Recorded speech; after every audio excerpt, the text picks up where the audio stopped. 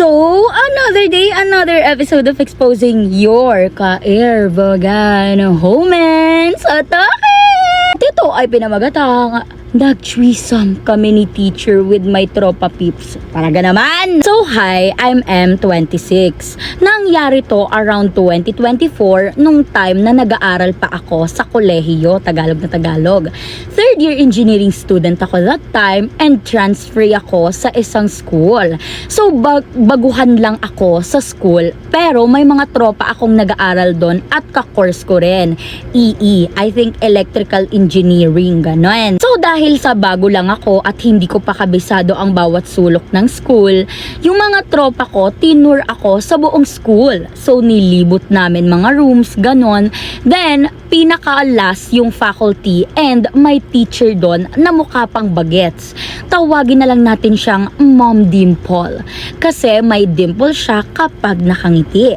Tapos ito na, yung tropa ko nagkuwento agad na si ma'am daw nakakaharapan nila sa inuman at nakakakulitan.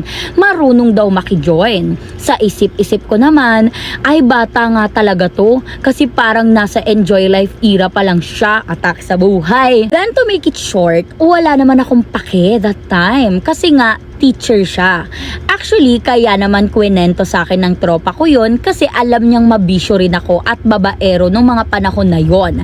Siguro binibigyan niya ako ng idea na try ko kayang subukan to si ma'am. Ganun daw. Pero wala akong pake. Kasi nga may nakakausap ako that time. Wow, loyal. Sa madaling salita, hindi na ako masyado nakikipag-inuman sa iba kasi gusto ko nang magbago. Stress at magastos kasi ang maraming babae. So, nakapag-decide ako nun na magseryoso na sa nakakausap ko. Then one time, nagkayayaan kaming magtotropa sa boarding namin ng isa ko pang tropa. Bali yung boarding kasi namin ng tropa ko sa second floor, solo namin yun. May isang room, isang CR, sala at may balcony. So napagdesisyonan nila na dun magnomo sa amin dahil nga maluwag. Then ayan, nagnonomo na kami magtotropa. Tapos na-open nila si ma'am sa topic kasi trip ng isa kong tropa. So nagka-idea silang ayain si ma'am. Shinat nila, then nagulat ako kasi napapayag nila. Puro kami lalaki. 4 kaming lalaking magtotropa na nag-iinuman. So sinundo na siya nung isang tropa namin. Pagbalik nila, ay wow, fresh si ma'am. Pero maayos naman siyang manamit kasi nakapants at shirt lang siya. So hindi mo talaga maiisip na malandi or what. So yun nga, tumagal ang inuman. Medyo amats na, kinausap niya ako kasi first time niya raw ako makita. Then ayun, pinakilala ako ng mga tropa ko. Nagulat ako kasi tumabi siya sa akin. So, nagkwentuhan kami like personal thing. So, nalaman ko na mas bata pa siya ng 1 taon sa akin. So, ang bata nga talaga, pwede. Pero, hindi ko talaga siya trip kasi naiilang din ako. Tapos, syempre, trip din ng tropa ko. Lumalim na ang gabi at natapos na rin inuman at amats na si ma'am. So nakapag-decide na matapos yung inuman, ang akala ko uuwi sila. Pero napag-desisyon na nung dalawa naming tropa na doon na sila maki-orlok sa amin at bukas na lang daw sila uuwi kasi amats na talaga.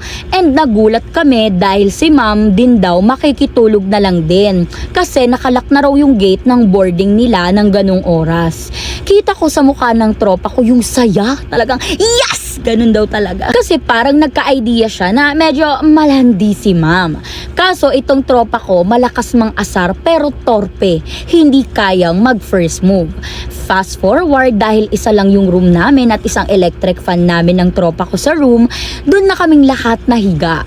At si ma'am, pinapwesto namin siya sa gilid para hindi maelang or pag-isipan kaming manyakis kahit malilibog naman talaga kami magtotropa. Pero at least nandun pa rin yung respeto. Nakahiga na kaming lahat at nagkaroon ng konting deep talks. Pero habang tumatagal, tumatahimik na ang paligid siguro dahil may nakatulog na rin sa amin.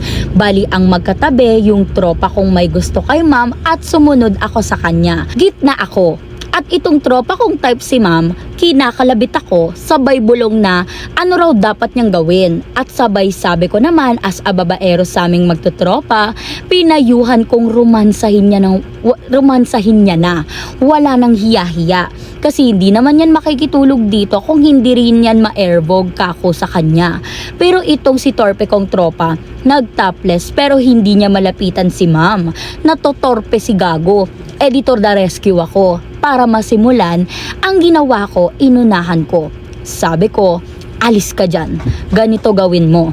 Kako, agad naman nakipagpalit ng pwesto sa akin yung tropa ko. Excited.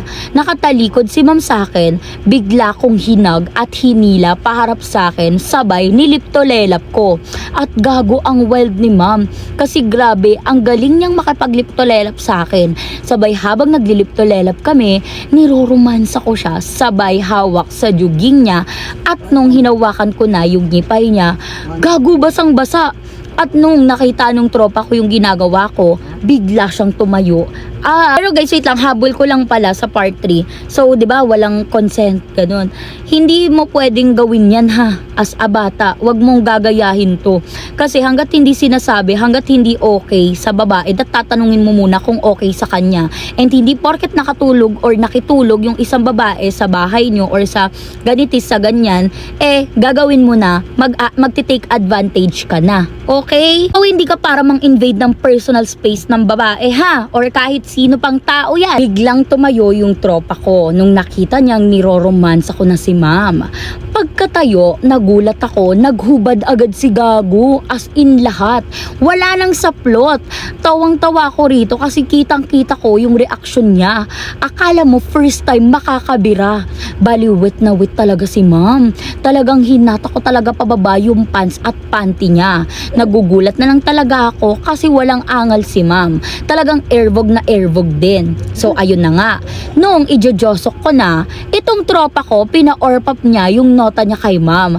At talagang walang angal si ma'am kasi talagang airbog ang nangingibabaw sa aming tatlo that time. Pagkapasok ko, ang lakas ng jungol ni ma'am na parang na-virginan si bakla.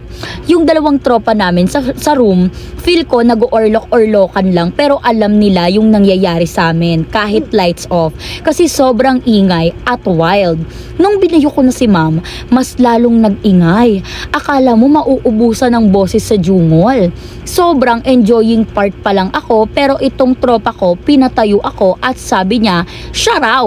At syempre ako naman itong supportive na tropa at nagpaubaya. Ngayon, pinapa-orpap ko yung nota at siya naman ang bumabayo. At shootang ina, wala pang isang minuto, tumayo agad yung tropa ko sa may sumirit yung syumod niya. Shootang ina, sobrang airbog, sinalo niya lahat gamit yung kamay niya, sabay takbo sa CR para maghugas. Itong si ma'am nabitin, hinahatak ako. Ayoko sana kasi nahihilo na rin ako. Pero naaawa ako kaya pinagbigyan ko. Binira ko talaga. Hindi naman sa pagmamalaki pero may size rin kasi talaga yung nota ko. Ang lakas ng jungol ni ma'am. Yung tropa ko nandun na sa tabi ko. Pinapanood akong bumayo. Noong lalabasan na ako, ginutok ko sa juging ni ma'am at pagkatapos nun, pinaghugas ko siya sa CR. Tapos after nun, palit na kami ulit ng pwesto ng tropa ko at magkahag silang matulog. Talaga naman, ang umagahan, gising na lahat. Pagkatingin ko sa leeg ko, ang daming kiss mark. Yung tipong ako yung nahihiya para kay ma'am kasi may ebidensya. Hindi ko sila pinauwi, nagluto pa kami ng breakfast ng tropa ko at pinakain muna namin sila bago pinauwi. Every time na pumapasok ako sa school, hindi ko matingnan sa mukha si ma'am dahil ako yung nahihiya para sa kanya.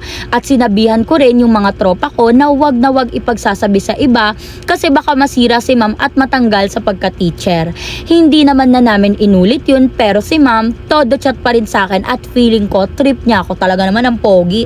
Yun lang, bye, sabi niya. Again guys consent is a must and also to all girlies out there, kahit pa sabihin natin na gusto natin yung guy, bakla, talaga naman, huwag nyo naman gawin yan para sa sarili nyong safety, okay? Para rin sa inyo. Kasi ang daming predator na nag-aantay lang ng prey, okay? Ate, huwag mong ipabiktima yung sarili mo, sinasabi ko sa'yo. So, yun lang sa mga lalaki din dyan, matuto kayong magtanong kung gusto ba talagang gawin o hindi. Okay, yun lang. hanggang dito lang ang ating Homens. Bye!